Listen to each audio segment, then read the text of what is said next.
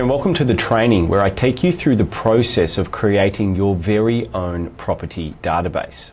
Now, why would you want a database of properties? Well, it's because it creates a strong hit list for you where you've got all of the properties that match your specific criteria in your target locations and in the areas of focus within those target locations that you have specifically and as a matter of priority mapped out in order to target specifically. So what you'll do is that you'll go through the process of generating this list, documenting all of the specific criteria that's important. So if that's land size, if that's the condition of the property and so on, you will then formulate this list which can then be shared with your scout team. So the real estate agents in your network, a buyer's agent if you're planning on using one.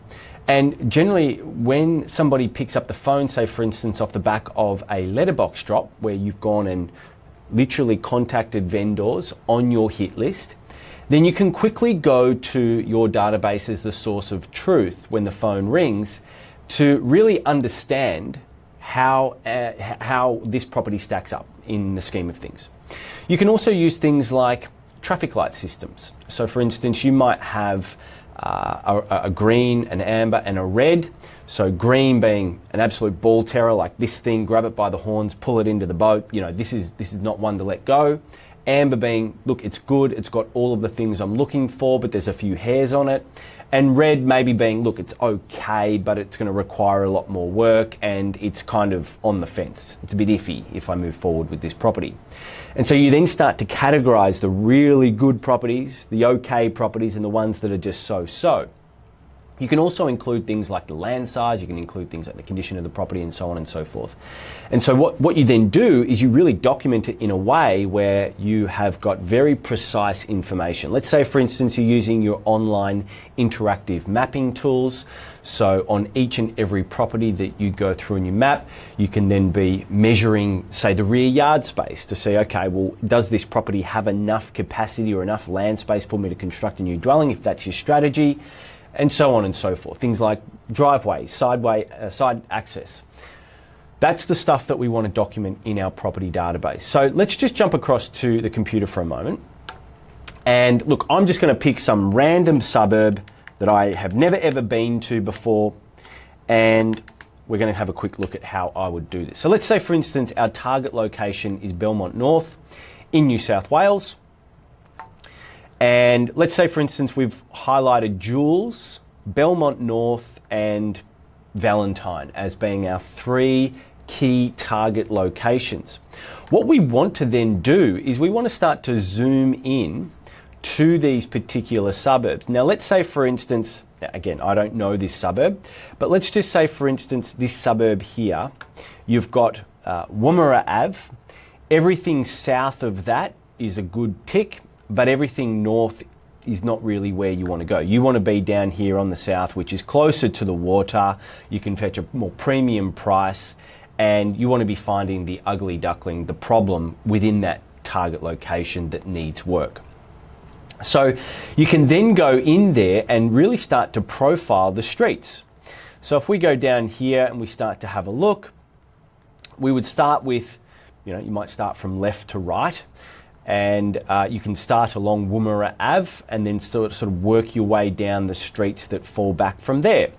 Now, if my strategy was just a clear, plain and simple, battle axe subdivision, renovate the existing and build a dwelling on the rear, well then I want to be profiling properties that match that specific criteria. So if we start at Woomera Ave, we can already see how there is potential here. Okay, we've got houses that are situated at the front. They've got lots of land content in the back. So look, I know that there is potential here. And so what I want to be doing now is just working my way down each street and starting to document each of the properties that look to be ripe for my strategy. Now you can use Google Maps, obviously it's free. The mapping imagery tends to be a little bit dated with Google Maps, so you can flick across to, say, like a land checker or a near maps. They can often have more up-to-date imagery. But the process here is really just doing the desktop research before we take the step to get boots on the ground, because while it's all well and good to just do the desktop research, we want to then take the next step, which is then visually inspecting our streets, our areas of focus, and the specific properties themselves, and our visual observations of those properties that we've documented on our checklist. So what I would be doing here is basically putting down these properties here, because these are rippers. So we've got 202. Looks like it's obstructed by somewhat of a carport or car garage. Now I could zoom in on Street View and then just zoom across on Street View and visually inspect from the streetscape how the property presents to just get a little bit more in-depth detail around that. But you know, I wouldn't consider that this is off the cards because it's obstructed, because look at this. It's got rear access to Chief Street. So it would be a very straightforward subdivision to just go in, slice off the back parcel there, have street-facing an interface on the rear parcel, and then we would have to come up with some type of entry off Woomera Ave for the front dwelling there, because we can see that it looks as though it might actually. No, it looks like there's some form of pedestrian. Oh no, it could be a driveway. There's two sort of concrete strips there, but there's no crossover. So it may have had one at some point in time. Doesn't look like it's got one now, but we would look to reinstate that if we were going to go down that path. But anyway, we would be putting 202 on our list. 200 would be on our list because it's an absolute cracker. Have a look at this thing. Now, what would I be doing here if I really wanted to do the in-depth research? Because when it comes to a database, it's all about rubbish in, rubbish out. But if you can put really strong data into your database, well, then it's going to become very rich in value. So you might jump onto the interactive mapping software that's provided by the department in your state, by your state government in your particular state. And you can use like the area mapping tools, you can use the measure tool, so you could measure the distance between what seems to be the property boundary and the eave there, the side of the eave. You could measure the size of the land at the rear here, just to get some idea of the mass and what you're really looking at, to kind of just help you. And then you plug that information into your spreadsheet as well. 198 is a bit of an interesting one. Looks like it's a rather large home. It could be more modern. It might be a little bit more difficult for subdivision. You can see there's a pool in the backyard there as well. You might put this one down and then do a visual inspection when you're on the ground, just to observe what the condition of the home is. Does it match the criteria of a subdivision? Is the house taking up too much of the frontage? And so on and so forth. 196 looks like a no-brainer. So does 194. So does 192. 190 is a bit touch and go. 188 looks like a cracker. 186 is covered by a lot of trees, and the dwelling is positioned quite awkwardly on the block. However, don't forget, we can shift houses if they're lightweight, if they're constructed on stumps, or if they're high-set homes. So don't discount it just because of the way that it's oriented at the moment. Again, you want to get on the ground, do your visual inspections, and just observe. Just take in everything that you're seeing. Who are the people that are living in these homes? Are they walking their dogs on the street? Are they young families? Is there kids playing in the rear yard? I mean, you can see there's lots of pools here, so it's likely that there are kids, there's families, they're enjoying their big backyards. And so you just want to be really observant and taking in all of the information, which is then going to help you formulate who your end buyer is, who the target market is, what the current demographic is, and all of those sorts of things. That's the benefit of getting on the ground, and why you should always be doing your visual inspections. So we keep going up Woomera Ave, and then it starts to depart off. Then we start to move into our next streets. And so what I'm doing is I'm documenting every single property in this area of focus in this particular market. Now have a look at how many properties are just in this southern part of the suburb, okay? There's probably 50 to 100, maybe more, properties that are going to match my criteria just in this pocket alone. Now let's say, for instance, I was interested in the whole suburb. Then I can go in and I can profile all of these streets as well. So if I just zoom in and have a look here, I mean, we've got John Street. I mean, my goodness, look at what's going on here. We've got battle axe, battle axe, battle axe, battle axe, battle axe. So clearly the strategy is working in the area.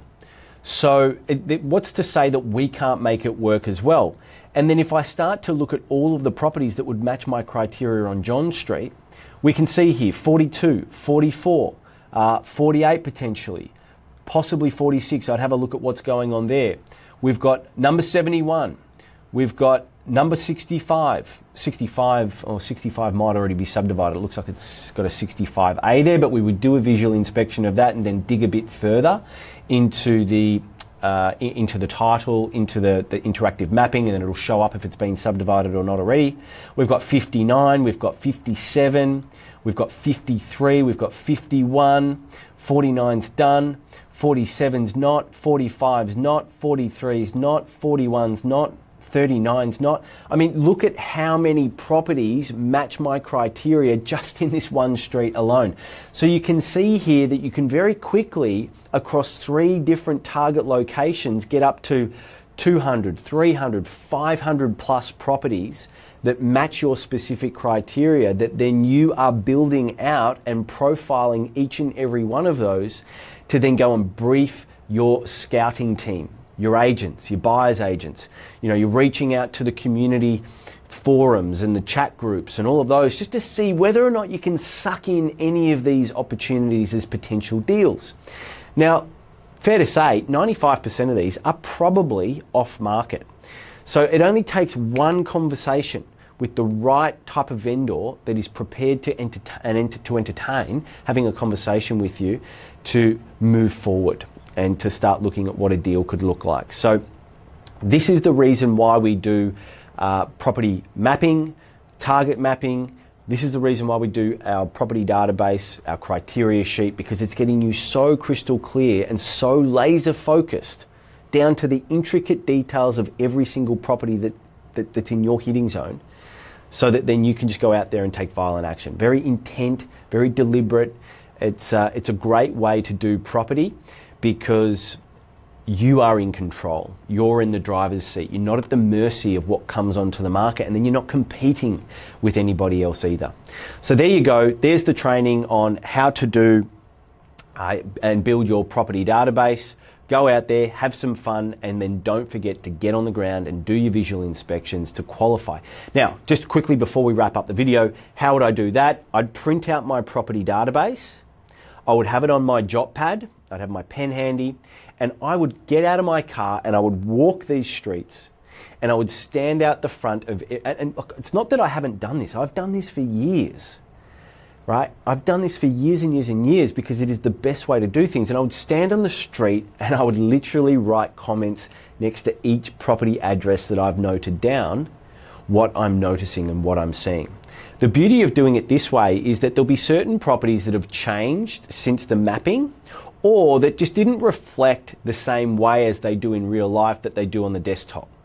And so you can then get the best of both worlds. Now, there'll be properties that you may have dismissed. You'll be walking past, you go, hang on a minute, this property looks excellent.